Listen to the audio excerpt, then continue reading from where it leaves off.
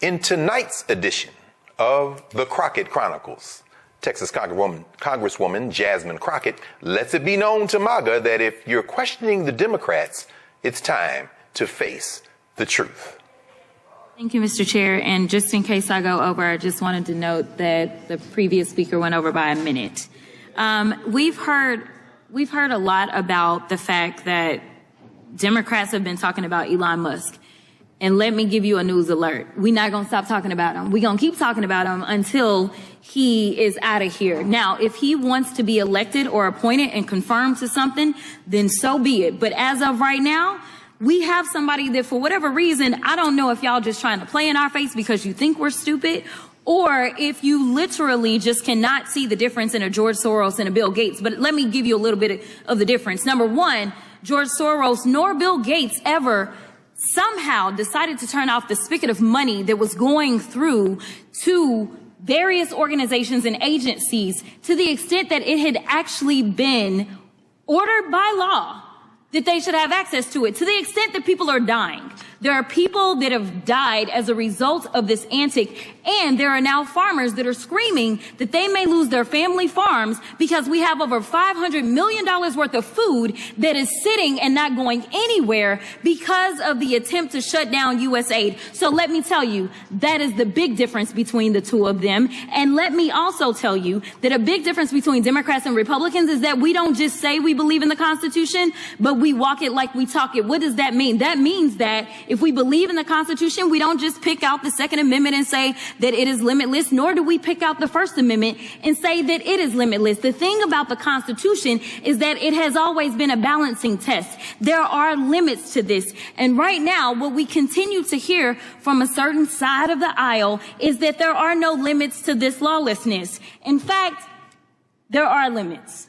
And I can tell you that one of those limits typically is around hate crimes. You may or may not know that when it comes down to it, if somebody decides that they want to send something hateful in, say, the U.S. mail, they can actually go to prison for that, up to 5 years in prison. So yes, there are always going to be limits. So when we start to talk about Trump and him being pulled down on any platform, this just happened to be after he incited an insurrection. This just happened to be after, in a bipartisan way, this particular chamber decided that they were going to impeach him. So there was something a little different about what he did, because as we know, it led to people actually dying. But let's talk about who's doing the nefarious things with the tech giants. Because I don't think that one side of the aisle is promoting truth, but sometimes it may seem a little treasonous. All right, so we've got this article right here about this guy. Meta says it will end its fact-checking program on social media posts. I'll talk about that a little bit later. Then we have Washington Post says it will not endorse a candidate for president. We also know that actually they absolutely intended to endorse Kamala Harris. We have this one. Google Maps now show Gulf of America instead of Gulf of Mexico for app users in the United States, which is a complete farce because it's the Gulf of Mexico. It always has been. And we know that the AP got kicked out yesterday because they refused to buy into this lie, because that's all y'all really want to promote is lies. That's the big issue that we have.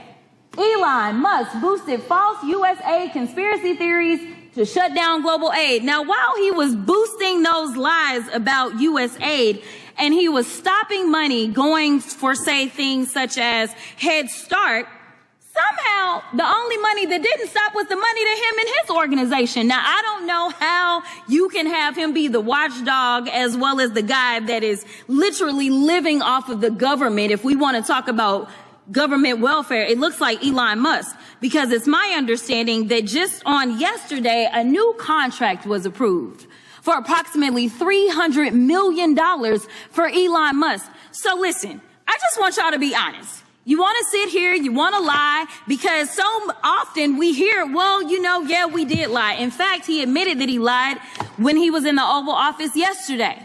But if it's a lie that will get you into office, such as saying, I know nothing about Project 2025, yet on day one, you literally do everything that you can to implement it, including making sure that you put, say, one of the main architects of Project 2025 over the OMB, it's okay, so long as you get the power that you seek. The problem is that the game is going to be on the American people. And when I say the American people, I mean all of us. Unfortunately, I am also stuck in the twilight zone because of the lies that were allowed to be propagated. Just like when you're talking about vaccines and all this nonsense. Right now in my state of Texas, there is an outbreak of measles. And what they are finding is that because there's been so much disinformation about vaccines that kids are sick right now with measles that they did not have to have if they just trusted doctors and experts instead of randoms online. So I will end by saying this, Mr. Chairman, because I know we believe in Jesus in this chamber. In John 8:32, it says, the truth shall set you free. So maybe we should focus on a little bit of truth in this chamber. My goodness, Jasmine Crockett has been speaking truth to power. Dr. Avis, from where you sit, obviously Jasmine Crockett is establishing a standard in terms of how this foolishness needs to be pushed back. What's your assessment of what Democrats have been doing so far? Because we don't seem to see that type of fire. I mean, there obviously are exceptions, but what's your assessment of what Democrats are doing up to now in the federal legislature, and what do you think they should be doing? How unfiltered am I allowed to be? Now, you hear from the founding, Doc. You already know what this is. We 2 blocks from the White House, so I know if they come busting up in here, knuck if you buck. But I'm just saying, go ahead. Now, here is the thing. I understand that they are at a numeric disadvantage. So I understand about the practicalities of what they can and cannot do with regards to asserting power over the situation. However, I have been beyond disappointed in seeing the relative silence out of them for weeks. And let me just also say this. I don't understand why not one member of the Congressional Black Caucus has said shit about the fact that we have lost 60 years of civil rights infrastructure on his first day in office. And it is now legal to discriminate in hiring and federal contracting throughout the federal government and with every private company that does business with the federal government. So I want people to understand that now you might as well be living again in Jim Crow, because this is Jim Crow era legal realities that we're operating under right now as Black people in America. And where are our leaders? I hear crickets. I hear crickets. And I appreciate what Representative Crockett is doing, like the energy that she's bringing to this. Yes. But I'm still pissed that it took weeks for them to sort of get the memo that they need to do something except just being, in essence, these very timid questioners as people are being approved. And I'm still waiting for someone to express outrage, for someone to really understand and articulate to the American people what it means when he rescinded Executive Order 11246. I think that it is derelict of duty for those people who claim to be leaders. And let me just also say, and I'll stop here, not just elected leaders, but those who claim to be leaders in our community. Where are you? Where are you now? That's right. Why are you so silent? That's right. Why are you muzzled? Who is really pulling the strings? Yes. What is going on here? Because I understand the gravity of this moment. I'm outraged. I'm pissed. I'm doing what I can do as a private citizen, specifically with regards to trying to help give direction to business owners who have been sorely impacted by this as we speak. But those people who are elected to office in heavily Black districts, and seeing the rights of Black people being ripped away right in front of their eyes, the silence is deafening. And I just want to finally say, this needs to be rectified, or there needs to be some different choices made when primary season comes. Because I believe that if we're going to have leaders, we need to have leaders. We don't need to have seat fillers. We need to have leaders. I know that's right. And we are at this moment I'm completely underwhelmed, and that's putting it very lightly, with regards to my assessment of the reaction that has been provided, or rather the non-reaction, to the ripping away of rights that our people fought and died for. Yes. It's just really insulting to me at a base level, as someone who understands what's happened. And I know they understand it. So why aren't you at least educating the people about it and speaking out about it, such that you can attempt to inject some shame into the situation with regards to the degree of violence that has been done to our rights by this ilk that's in office right now. It's truly infuriating.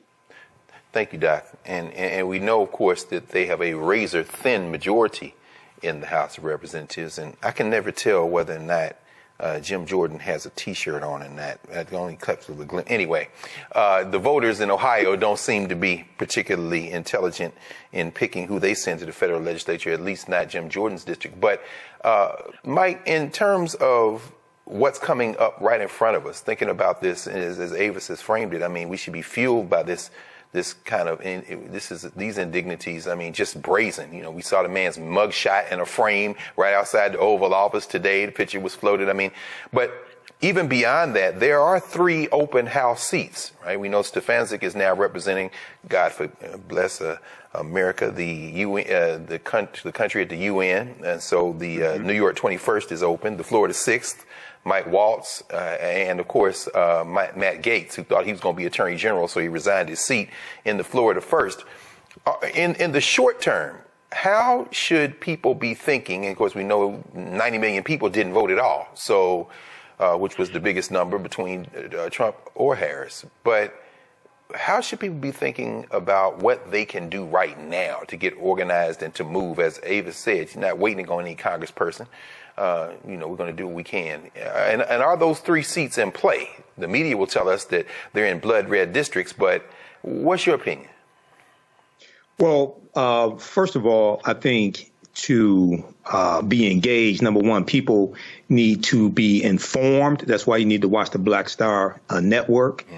Stop listening to black social media disinformation agents, because they helped you get into this position in the first place when they told you don't vote for Kamala Harris.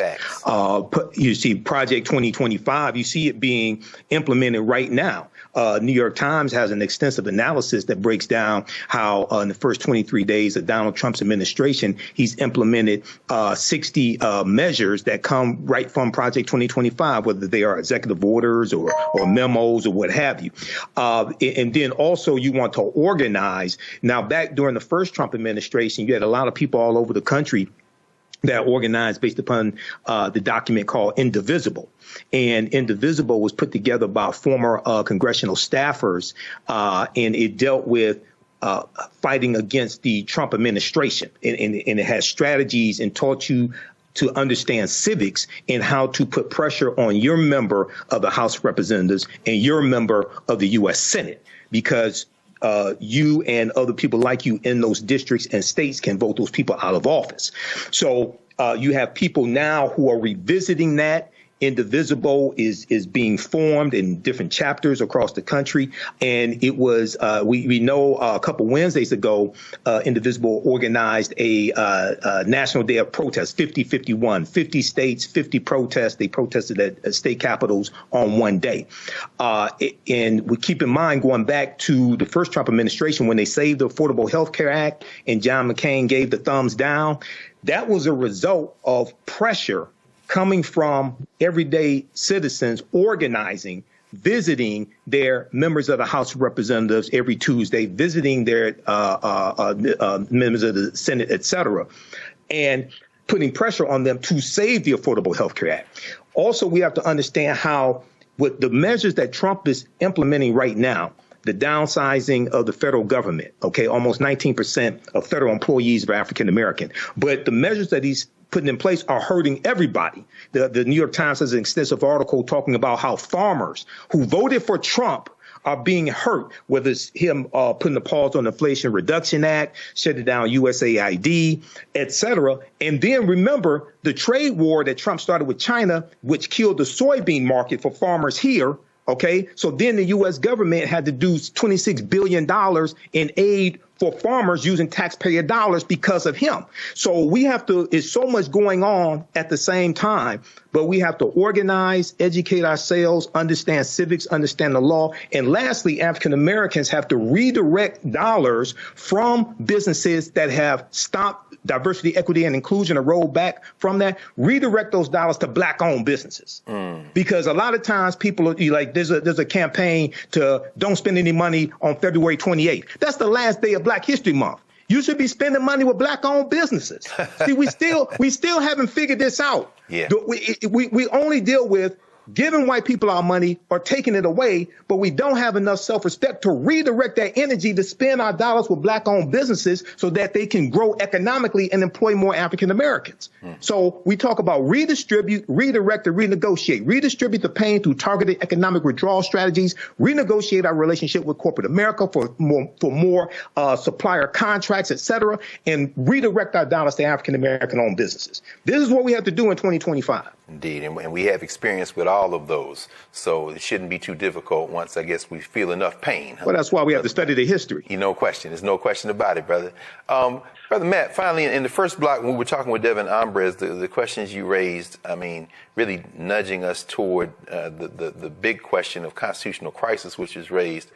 Do you think we are on the precipice of a constitutional crisis? And if so, how should we be acting at this point? So, yes, Doc, and I appreciate that question. I had lunch with a couple lawyers and we were talking about it. And what's interesting that a lot of people don't realize, I'm sure you and Michael and Dr. Avis know, is the Supreme Court has never truly been a co-equal branch until like the modern era, essentially. When the country was founded, they were kind of the redheaded stepchild, if you will, of the branches. And it's interesting that they are having an outsized significance these days, considering in the history of this country, they have not. I tell you all of that to say, what concerns me is the big issue is the courts are responsive, but they're not something that reacts in real time. So what I've been racking my brain on is what do we do right now? Because lawsuits and everything are fine, but Elon Musk is looting the government today. That's right. And until I get in front of a judge and I get a judge to give me an order and I get them to adhere to that order, there's all kinds of damage being done. So, yes, I think we're at a constitutional crisis now. But the question that I keep asking myself and that I don't have an answer for you on is what do we do real time? Because the problem is right now, maybe down the road, the Senate confirms Elon Musk, but there is so much damage done between today and that day. Right. And what you do in real time, I don't know. I don't know whether it's some of the strategies that Michael mentioned, but I do know and some of the things that Dr. Avis mentioned. I do know that what's not going to work is what we thought would work, what used to work. And now I don't know if that means our representatives, for instance, in the House need to start filibustering despite the statute that doesn't allow them to do that, whether they need to be standing at 1600 Pennsylvania every day, what we need to be doing as a people, because the things we would normally have as mechanisms to respond are clearly not only ineffective, but are not being given the same gravitas they normally are, i.e. the court system. And I don't know where that leaves us, but I do know that I think it has to be more radical action than thoughts and prayers and thought pieces and long social media posts. That's not going to get us there. And I don't know what the answer is in real time, but I'm trying to find that answer myself. No question. We should reach out and find out, talk to Cliff and Latosha and the folks at Black Voters Matter, because right now the Republicans have a 218, 215 advantage in the federal legislature. Those 3 seats are open. So, as I said before, the Florida 6th, the New York 21st, and the Florida 1st. And you can't tell me there aren't enough people in all 3 of those districts to flip those seats. And we might be able to make short work of this in the near future, because they're going to have special elections. But that would require a hell of a lot of work And of course, we've done that kind of work before. We can do it again. Here at Sage and Elm, it's a plant thing. Everything is made by hand from plants, from our salves to our soaps, our lotions, our oils. Come shop our over 400 products made by hand from plants just for you, because you deserve. Did you know that the Washington Monument is based upon an ancient African structure called a tekken that comes from the mythology of Asar, Arset, and Heru, who the Greeks called Osiris, Isis, and Horus? Did you know that the panther deity Bast in the movie Black Panther and Wakanda Forever comes from an ancient African deity, a neter in ancient Egypt, ancient Kemet, called Bastet? Did you know that there were 17 pyramids found buried underneath Egypt around 2011? Also, the city of Memphis, Tennessee. What's the relationship between Memphis, Tennessee and Memphis in ancient Egypt? I'm historian and national political commentator Michael Imhotep. Be sure to register for my new 12-week online history course, Ancient Kemet, the Moors, and the Ma'afa, Understanding the Transatlantic Slave Trade, what they didn't teach you in school. Kemet is one of the original names for Egypt. We deal with thousands of years of history and what leads up to the transatlantic slave trade taking place. Did you know that the word Wakanda is a real word? We find it in the Key Congo language, which is a Bantu language, but we also find it in the Omaha Ponca and Sioux Indian Native American languages. My class starts up Saturday, March 1st, 2025, 4 p.m. Eastern Standard Time. This is a 12-week online history course. We do the sessions live. All the sessions are archived and recorded. We deal with thousands of years of history and what leads up to the transatlantic slave trade taking place. When we talk about the transatlantic slave trade, we can't start our studying of the history in 1619 in Hampton, Virginia, or in Jamestown. We can't start in 1441 with the transatlantic slave trade starting with the Portuguese. We have to deal with thousands of years of history that leads up to the transatlantic slave trade taking place. We'll deal with the 800-year occupation of Europe by the Africans known as the Moors, who take the teachings from the Nile Valley region of Africa into Europe, and this is what brings Europe out of the Dark Ages. Is your child struggling with reading, writing, learning loss, and a culturally irrelevant curriculum? Do you want your child to be outstanding at reading and writing and also take pride in their culture? Then you want Reading Revolution Online. Reading Revolution Online is a web-based reading support program. We serve scholars in grades K through 8, and through our innovative approach, we help them build reading confidence and cultural identity development, equipping them for success in school and life. They learn about Black heroes and sheroes through captioned videos, reading selections, and other activities. Reading Revolution Online is an experience for the whole family. Do it for the culture. Go to readingrevolution.org and get your membership today. Support the African History Network, $ the AHN Show, through Cash App, through PayPal, paypal.me/the AHN Show. Here's our QR code for Cash App right here, the bottom of the screen. The information is also on our website, AfricanHistoryNetwork.com. You can register for the online classes that I teach. We do the classes live. All the sessions are archived and recorded. So you can go back and watch it anytime. You don't have to join us live in the class. And then you can download you can order my DVD lectures and digital downloads of my presentations as well. So that all will help you and help us as well. Yeah, we know African American History Month is coming up also. Follow us. I just shut down I just deactivated my TikTok account because I ain't doing TikTok. I don't know if I'll go back to it. I'm not sure. But I have downloaded Fanbase, so I'm setting up Fanbase also. Everybody download Fanbase, set that up. That's an African American owned and operated social media platform owned by Isaac Hayes III. Okay, so you can support us here. Register for the online classes I teach Saturdays, 4 p.m. Eastern Standard Time. Register right here for it. You can do a debit card, credit card, or PayPal. Download our class lesson plan here. We have our Cash App right here, $ the AHN Show. So if you type it into Cash App, type in the full tag, $, the AHN show, SHOW, because there's some fake ones out there, and they'll come up before you type in all of it. Okay. Ours, it will say Michael, and it may show my picture there. Okay. So we have a QR code here, and this shows it also right here, this graphic here. And then paypal.me/the AHN show through PayPal. And I know through PayPal, you can set it up for a recurring contribution if you want to. We definitely appreciate that as well. I can't remember if you can do that, set up for a recurring contribution through Cash App. Okay. All right. Look, we have to get out of here. Hopefully you learned a lot today, because this is a lot of work to put all this together. Hopefully you learned a lot today. Remember, at the African History Network, we focus on educating, empowering, and inspiring people of African descent throughout the diaspora and around the world, because right now it's corrects wrong behaviors. Not over till we win. Wakanda forever. And we'll talk to you next. Here at Sage and Elm, it's a plant thing. Everything is made by hand from plants, from our salves to our soaps, our lotions, our oils. Come shop our